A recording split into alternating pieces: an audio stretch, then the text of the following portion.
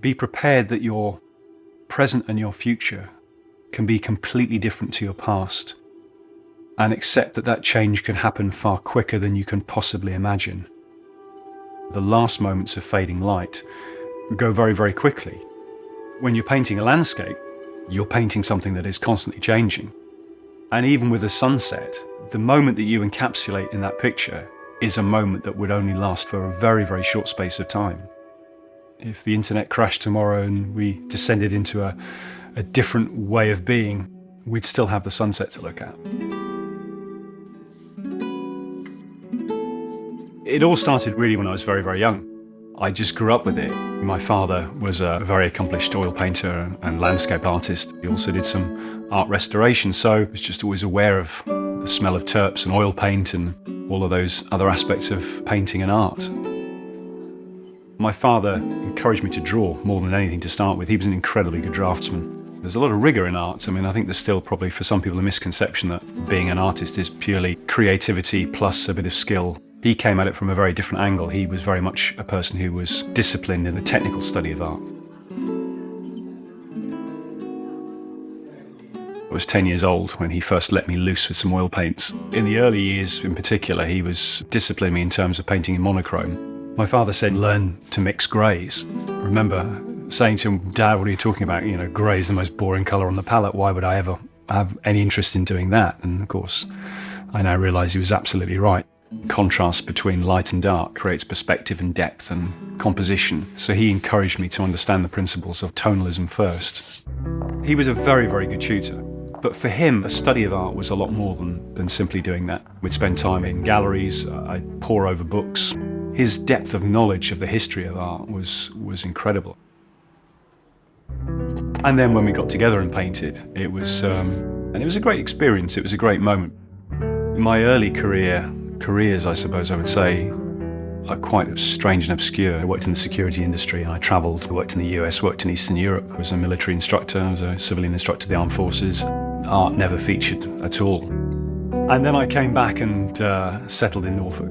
Decided it was time for something a little bit more practical and realistic.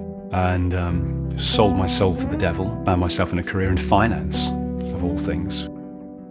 I had never an intention at all of coming back into art, and certainly not from a professional point of view.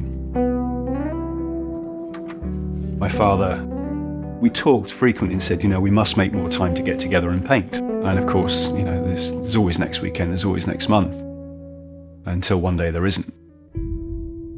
I watched, as a lot of people do, my father decline slowly over a period of time.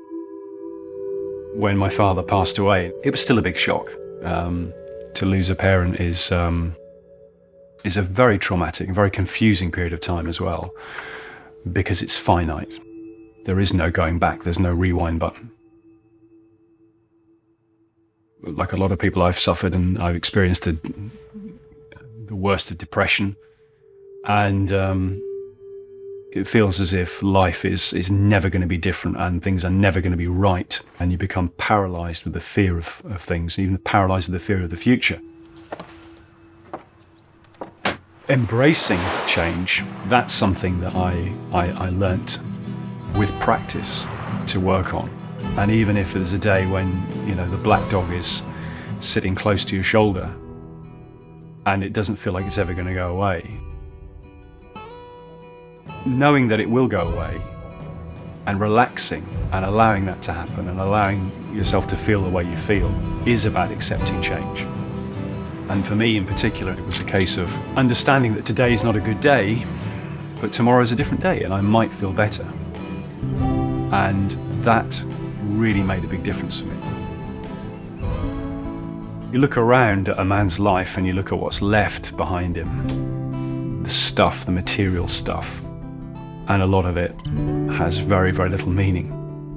But some of it is very representative of who a person is, and his old palette, a beautiful old mahogany palette, his palette knives, his brushes, and his easel in particular.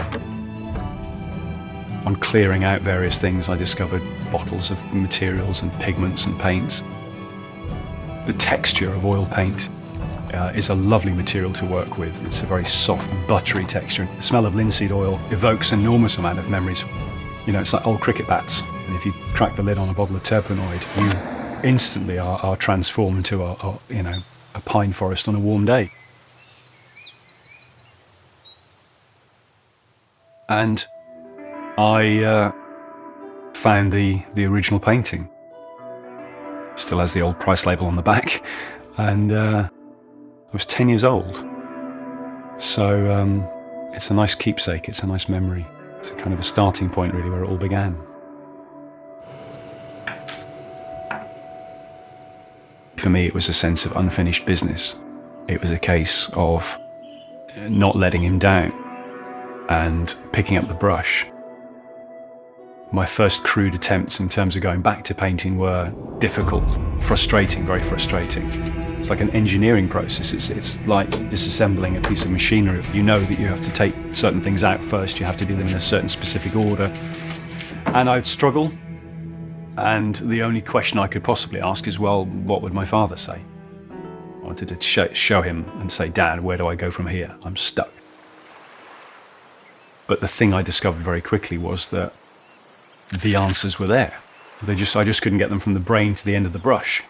And maybe that for me was just a simple way to dip back into the memory banks and reconnect with the teaching that he'd shared with me. That allowed me to build my confidence up and relax.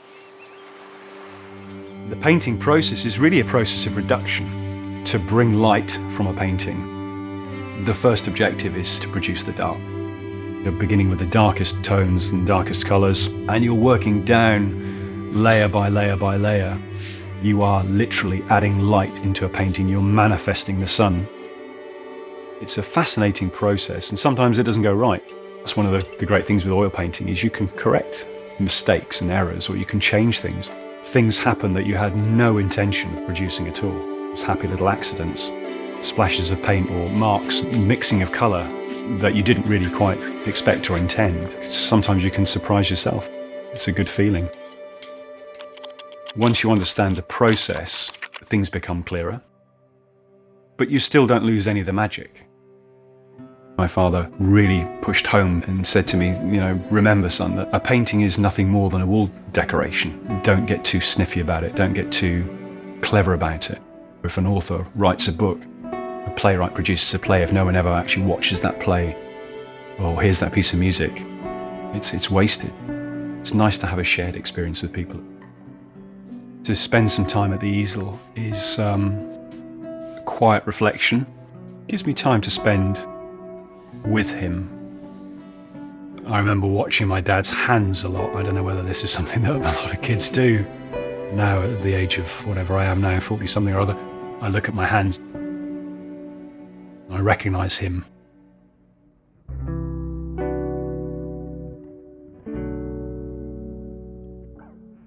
He used to use a phrase frequently. He said, son, you know nothing until you're 40. And when you're in your 20s and 30s, you think those are just the words of an old man. And as I can promise you, once you suddenly reach 40 and life starts to change and you've gone through an experience of life, ups and lows, you become more tuned into the things that make a difference.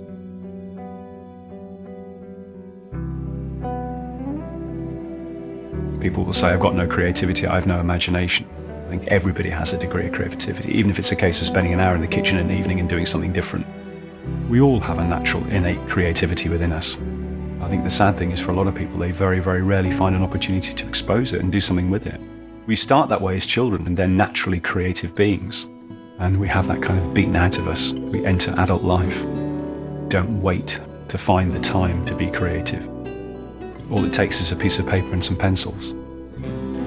I could have sat and looked at my father's paint materials for another 4 or 5 years and thought, oh, one day I'll get around to it. Sometimes you just have to do it and make the change happen.